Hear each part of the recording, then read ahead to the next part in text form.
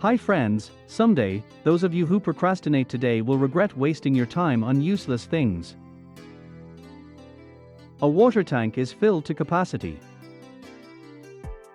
It turns out there's a small hole in one of its walls. A certain amount of water is gushing out through the hole.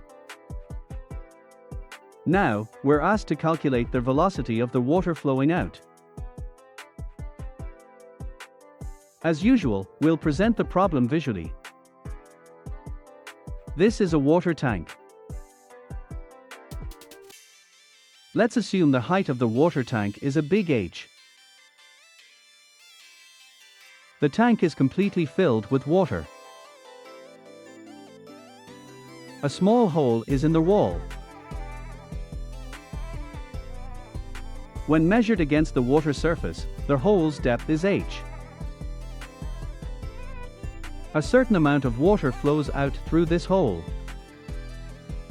This speed is known as the efflux velocity. How do we calculate this velocity? Let's just say that on the surface of the water in the tank there is 0.1, and the small hole in the tank wall is 0.2. A fluid with velocity indicates that it's moving.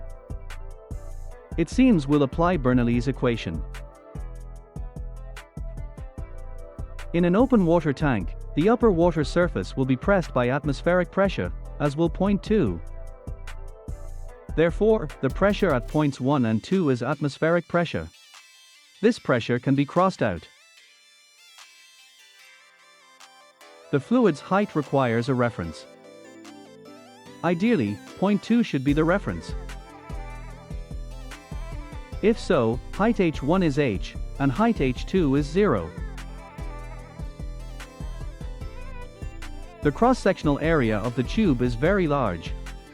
The water's rate of descent is very small, almost 0. The fluid velocity at point 1 can be neglected.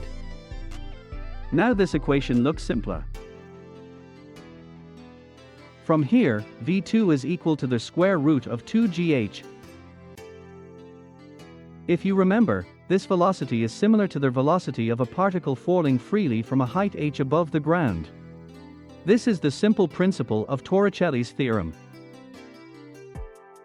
The problem sheet states that h is approximately 2.5 meters.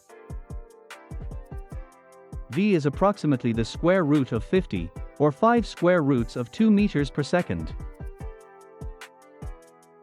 This is the velocity of water flowing out of the small hole in the water tank wall. Happy learning, everyone!